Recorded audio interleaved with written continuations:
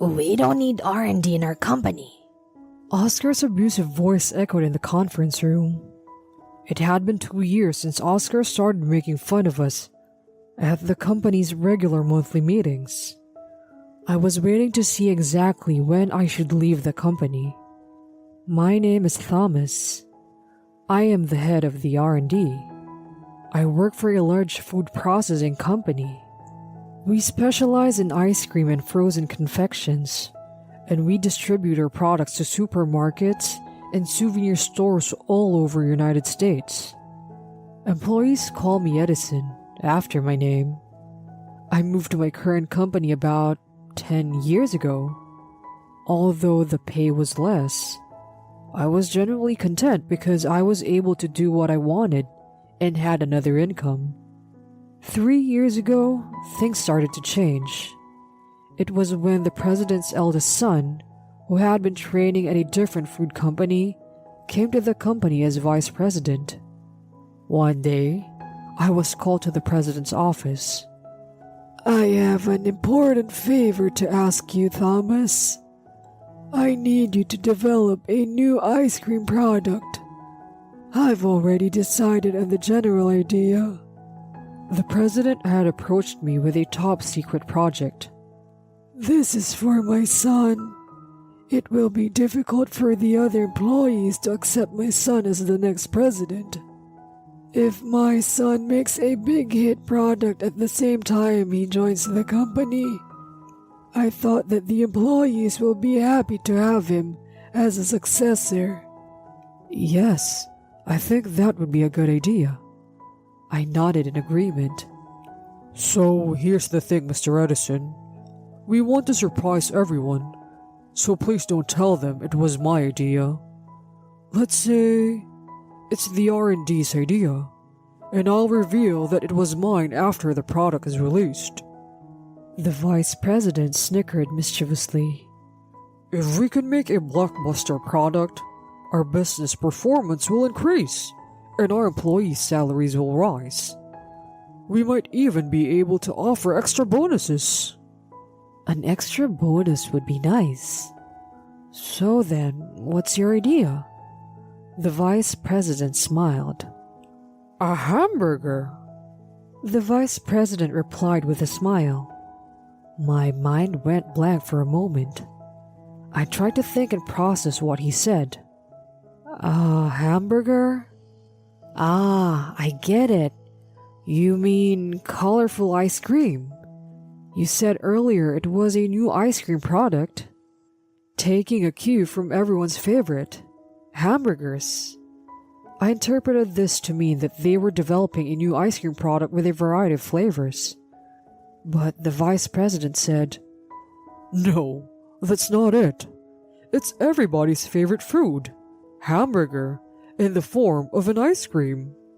It's a new and fun product, isn't it? I'm sure it's going to be a big hit." "Are you serious?" The president's attitude made me turn a straight face. "I was surprised at first, but isn't it a novel idea? I thought of it with the vice president. I couldn't have come up with such an idea on my own. This is the age of the internet, and I'm sure that there are people out there who would buy it just for the fun of it." There was no way I could stop them if the president and vice president were willing to do it. My R&D staff and I thought it would never sell, but we worked hard to develop the product. At the time of the internal announcement, the sales department and the other departments were, as expected, not fond of the idea. However, the president and vice president pushed the product to market, saying, "We've gone to a lot of trouble to create this product, so let's trust our R&D department." The president and vice president never mentioned that it was their idea. As expected, the product did not sell. In fact, the product went into a surprisingly large deficit, which led to all employees' bonuses being cut that year. Furthermore, the vice president called me in and said, Please say that it was not my idea and that you guys did it on your own. You must keep it a secret. Do you understand? From that moment on, I did not like the boss and his son. Oscar in sales department couldn't buy the car he wanted because of the bonus cut, and he became overtly hostile to me. What's with you, Edison? You've only graduated from high school. You're getting ahead of yourself. I was often criticized in passing by him. At the company's regular meeting, at the beginning of each month, he would always make it difficult for us. Since Oscar was like that, the people around him would imitate him and harass me. I thought about resigning, but I held out for the sake of those working under me. Then, the day of the regular meeting came again. There, Oscar made an outrageous statement. Let's get rid of the R&D. My mind went blank. What are you saying all of a sudden? You've made a lot of mistakes in the past, you know. You've made a terrible mess of things like the hamburger-flavored ice cream. Oscar glares at me and clears his throat. He looks around and explains loudly. Listen up, everyone. We already have a series of very popular products. For the time being, we will be more profitable if we work on developing sales channels rather than product development. If this series of products stops selling, we can start research and development in new. R&D departments are all about labor costs. We don't need a department that will only cause losses to the company. Oscar glanced at me. He has only graduated from high school. R&D would be better off in the hands of someone else. The other employees listened in silence. Some of them were nodding their heads. I stared at the president and the vice president. The president and vice president looked away from me and remained silent with difficult expressions on their faces. Oscar continued.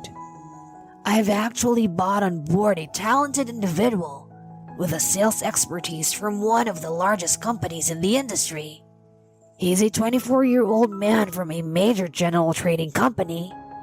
If we can learn about sales from him, our sales should go up and we'll be profitable. Some were surprised while they agreed that that would be a great idea. But others seemed not to be surprised at all, as they probably had already heard about it. Perhaps if we could get those experts to develop a sales channel for us, our business might pick up. Surely, selling the products we already have is more important than developing products that don't make any money. The sound of crackling applause echoed in agreement with Oscar. Oscar was completely smitten. So, everyone, let's fire the high school graduate who can't give us any profit.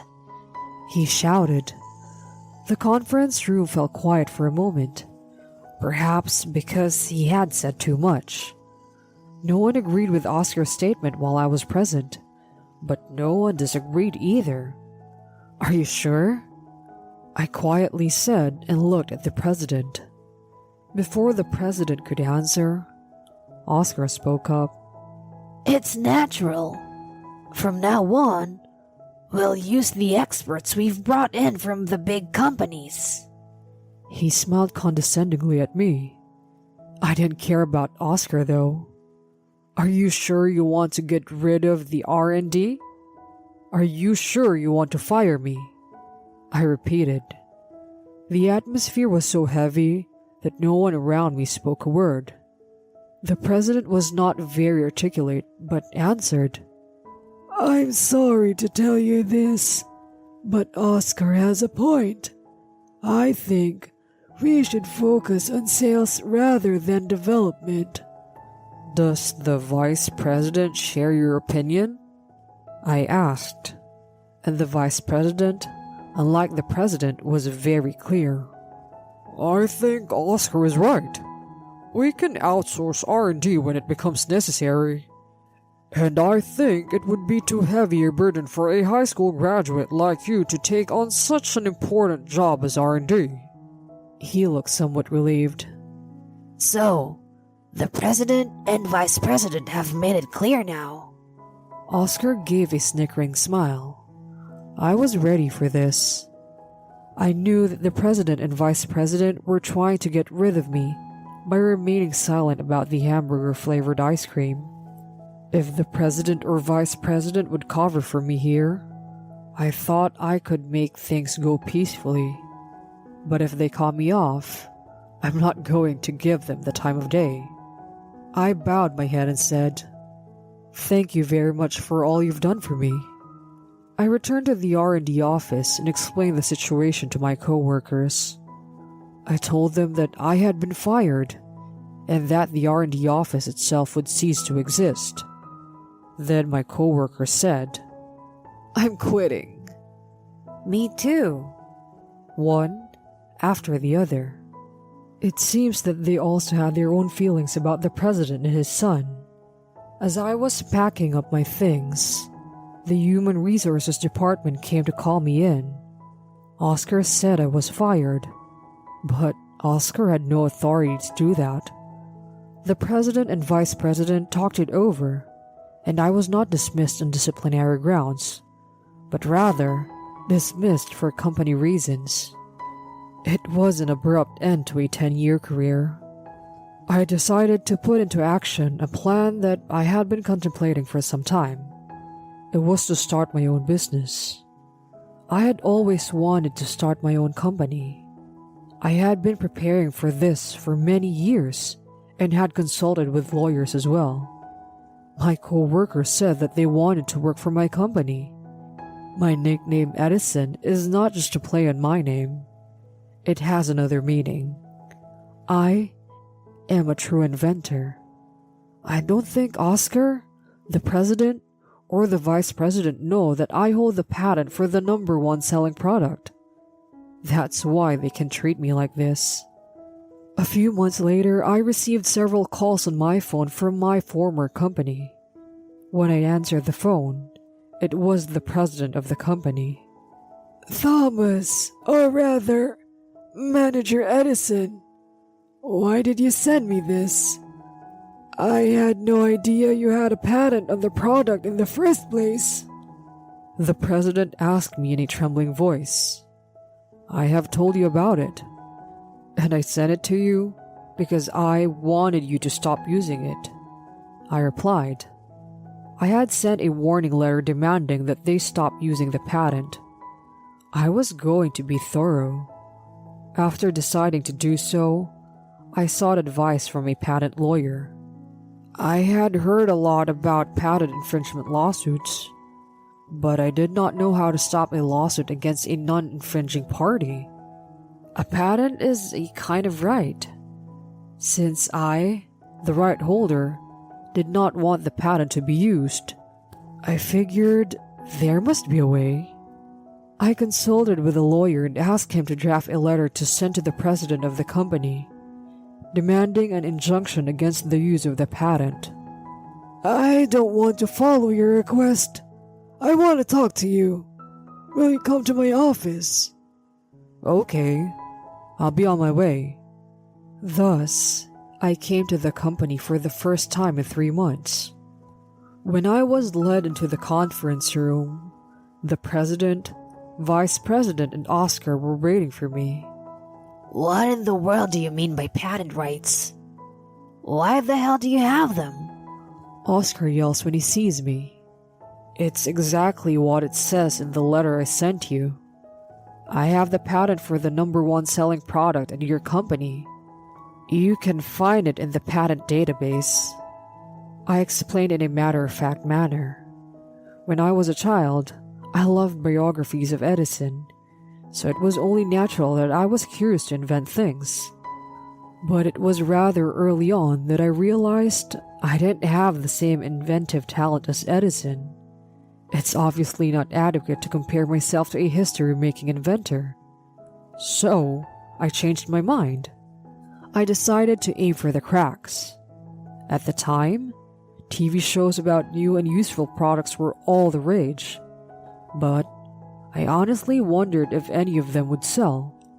The patents were all very different, and some of them were quite plain. For example, the structure of a non-melting packaging for ice cream. There is a big discrepancy between the public's image of inventions and patents, and the actual patents. I have been able to relax my shoulders and invent casually. So I came up with various ideas while attending a technical high school. When I think about it now, I created a lot of weird inventions. I thought to myself that now that I've made it, I might as well patent it. So I made a lot of inventions, and then more and more people applied for patents on them. Of course, there are some patents that don't bring any money at all. Some inventions, however, bring in a large amount of patent fees, like the current #1 selling product.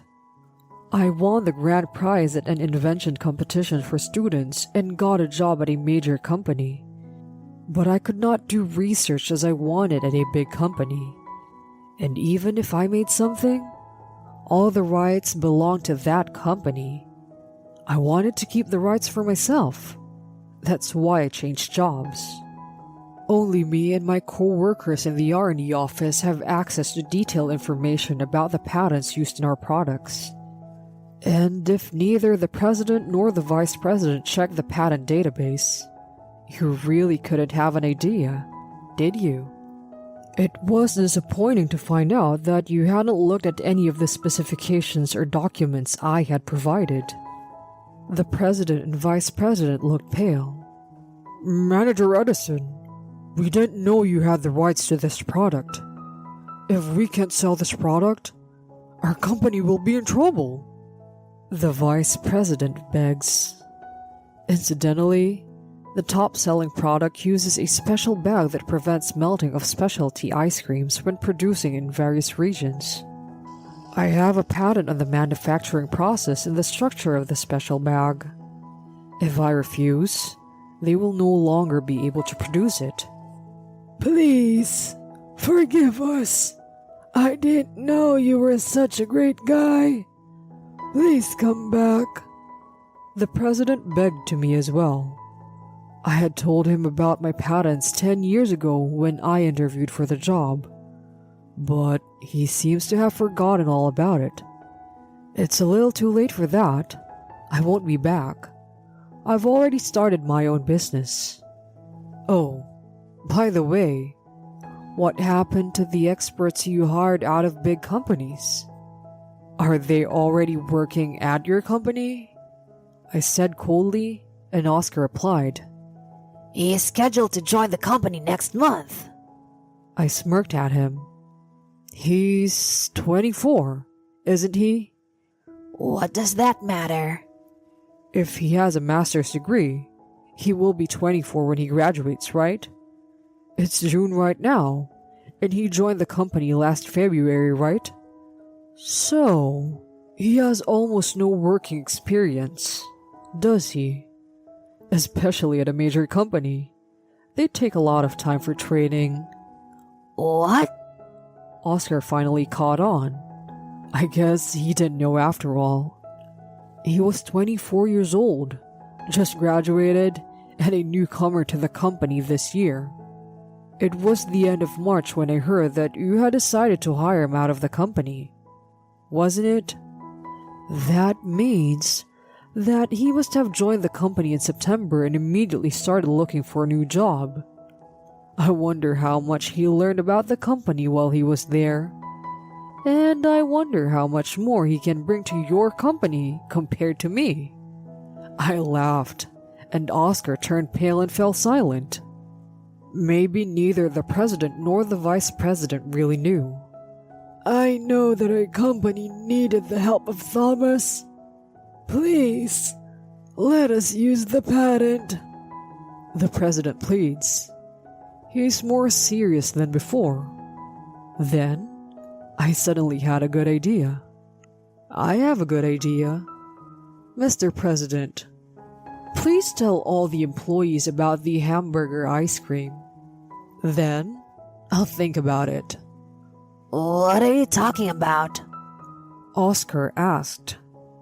I glanced at the conference room door. Through the frosted glass in the middle of the door, I could see some figures. I guessed that some curious employees were listening in. It's the hamburger-flavored ice cream. Don't you remember? That wasn't R&D's idea. It was the vice president's idea. We opposed to it until the very end. But in the end, we were framed. I opened the conference room door, exposing myself in a loud voice. A few employees were about to fall over. What? Wasn't it the sole decision of the R&D department? The employees were muttering in surprise, and I felt relieved. The vice president forced us to create the product in order to take credit for it. Then, I was made to take responsibility for the failure. Right, Mr. President? Mr. Vice President? I want an apology. I finally said what I wanted to say for a long time. After that, the president and vice president said in sync, "I am very sorry about what happened," and apologized to me. They promised to pay all the members of the R&D department a nuisance fee. I sent the video of their apology to the co-workers in the R&D department who had to quit, so they must feel better a little. In the end, I decided to let them use the patent. That was because I would get some money for it if I do so. I heard that the expert graduate school graduate that Oscar invited was almost useless. He was so proud of himself, yet had no information on the expertise of a big company, which was expected of him. He even couldn't do his job. They were having a hard time figuring out what to do about him because they couldn't just fire him. As for me, I have no stress because my company is smooth sailing and I can invent whatever I want. I have recently developed an improved version of a patent that is #1 in sales. I'm thinking of selling it to my former company